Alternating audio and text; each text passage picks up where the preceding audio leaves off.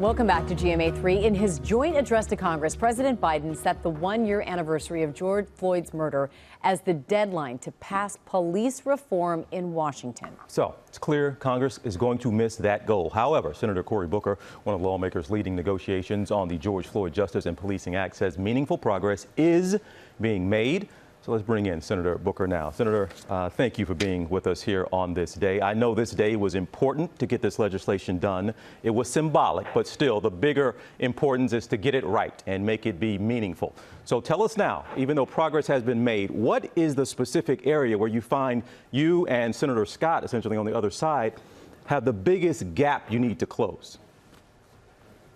Well, look, the fundamentals of this bill has to be greater transparency in American policing, greater accountability in American policing, and then when bad things happen, officers have to be held accountable. I don't want to negotiate parts of this out. This is actually a vast bill dealing with everything from what data small departments have to collect in around America all the way to dealing with big issues like mental health, both of officers as well as the challenges officers have when they encounter people with mental health. So I've been encouraged that we have been working not only long days, but through weekends to advance this bill.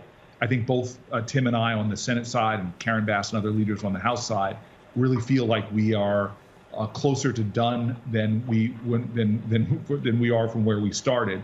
But there's still work to do that's going to take weeks ahead. And Senator, as you know, one of the biggest sticking points is the issue of qualified immunity for police officers. Democrats want to end it. Republicans want to keep it. However, when asked about this, we heard specifically from Majority Whip Jim Clyburn. He said he'd never, quote, sacrifice good on the altar of perfect. Would you agree with that? How willing are you to compromise on that issue?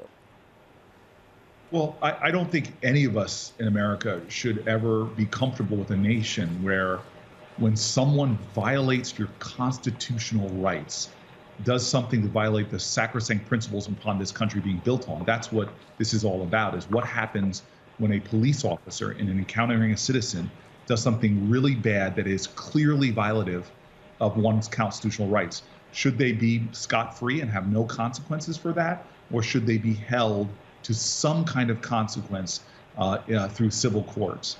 And so I just think that the America we should live in is where nobody is above the law.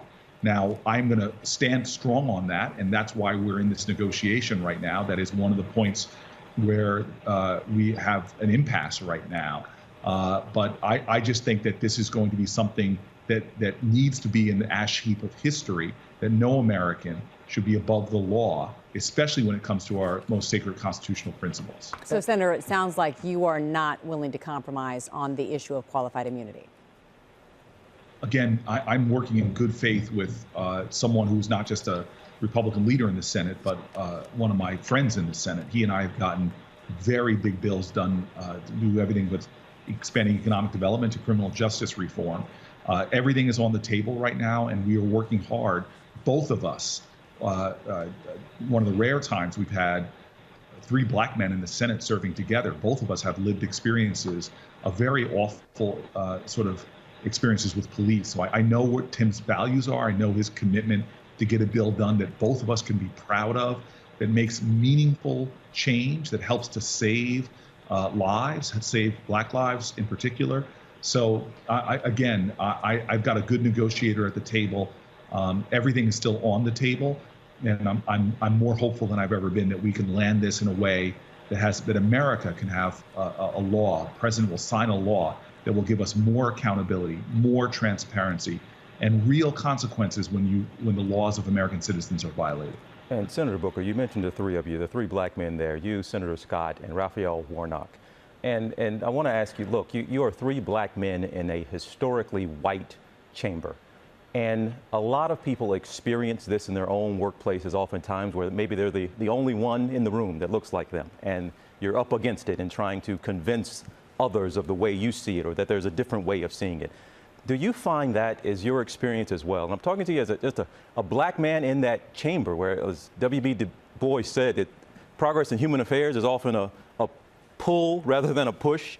Do you find that you three find yourselves kind of up against it sometimes in trying to educate or pull your white brothers and sisters on issues, not just professionally, but also personally in that chamber? This is a very historic time in the United States Senate. Most people don't know that I'm the 4th popularly elected black senator in the history of our country.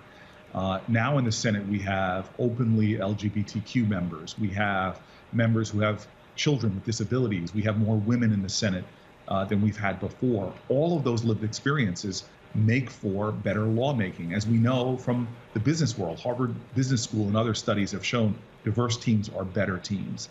And so I know the Republican caucus, as Republican members will tell you, are much better off that they have an African American that can tell them about their lived experiences. I have listened to Tim Scott on the Senate floor tell stories that are stunning about being a United States senator and his run-ins with the law enforcement. I've been in private meetings where he and I have shared our lived experience with law enforcement leaders. And so I think that this is a moment where you have the lived experience of some senators, a historical moment here where all of us are watching with great agony. It's almost as if every week is almost punctuated by more and more stories of African Americans dying unjustly at the hands of police officers. I think that this is a moment where we have a chance, thanks to the activism of millions of Americans, combined with the good faith and goodwill of lawmakers, that we can get laws changed on the federal level, as well as state and local level, that could perhaps begin to bend that arc of the universe more towards justice. Senator, last week we saw the House pass a resolution for a commission to investigate the January 6th insurrection there on the Capitol. Are you confident that we will see a vote soon in the Senate? And if so, do you think it will pass? Well, I'm just off the phone with Senator Schumer, who is our majority leader here in the Senate, who is determined to push this to a vote. We are making every accommodation that we can to Republicans. We want to see this really be no different than the 9/11 Commission. This was one of the most shameful days in American history, that our Capitol, for the second time in American history, was overrun. It was overrun by people who were waving the flag of traitors, the Confederate battle flag, who had T-shirts on that spoke to deep anti-Semitism.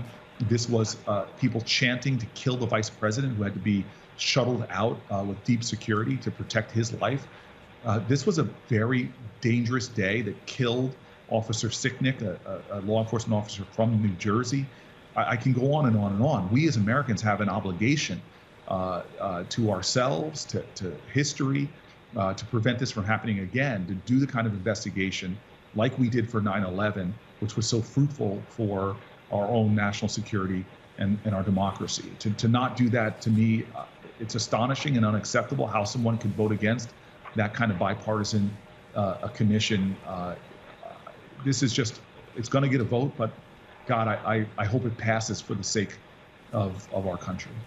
Senator Cory Booker, we appreciate your time today and certainly your insight into all that's going on there in Washington. Thank you very much. Thank you for having me on today. I appreciate you. Well, hey there, GMA fans. Robin Roberts here. Thanks for checking out our YouTube channel. Lots of great stuff here. So go on, click the subscribe button right over here to get more of awesome videos and content from GMA every day, anytime. We thank you for watching, and we'll see you in the morning on GMA.